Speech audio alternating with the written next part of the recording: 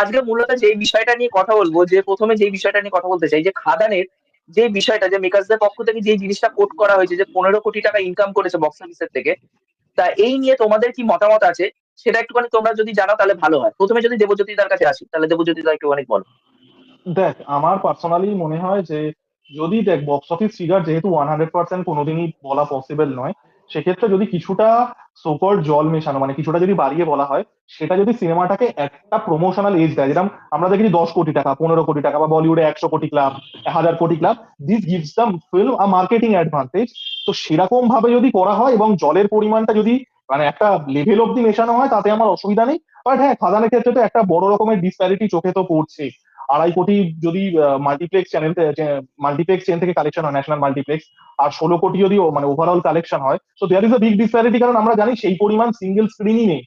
ওই যে সম্ভবই নয়। এক্সট্রা 12, হ্যাঁ 12-13 কোটি টাকাটা হ্যাঁ। যে আলাদা করে হচ্ছে ন্যাশনাল প্লেক্সের বাইরে, ওই পরিমাণ সিঙ্গেল স্ক্রিন বা যেগুলো মানে যেগুলো লোকাল থিয়েটার নেই, লোকাল মাল্টিপ্লেক্সেস নেই, ওই সংখ্যাটাই নেই।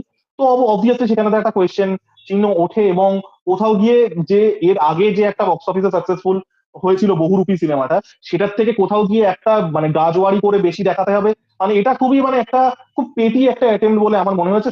খাদান বাচ্চাদের মতো সিনেমাটা লড়াই। আমার, হ্যাঁ কিছুটা বাচ্চাদের মতো লড়াই। খাদানের দেখুন, খাদান সিনেমাটা আমার খুব যে ভালো লেগেছে তা নয়, তার সাথে এটার কোনো সম্পর্ক নেই। সিনেমাটা বক্স অফিসে যা চলেছে যথেষ্ট ভালো চলেছে। বাট এইটার দরকার নেই, মানে এটা কোথাও গিয়ে চোখে আঙুল দিয়ে যে তোমার যে অন্তঃশ্বাস শূন্যতাটা, যে তোমার ইন্ডাস্ট্রির কিরকম কঙ্কালচার অবস্থা, সেটা কোথাও গিয়ে দেখিয়ে দেয়। মানে এটা খুব মানে ইম্যাচিওর একটা বিষয় যে আমাকে আগের সিনেমা থেকে বেশি যে করে হোক দেখাতেই হবে। তো মানে it was not graceful from someone like this.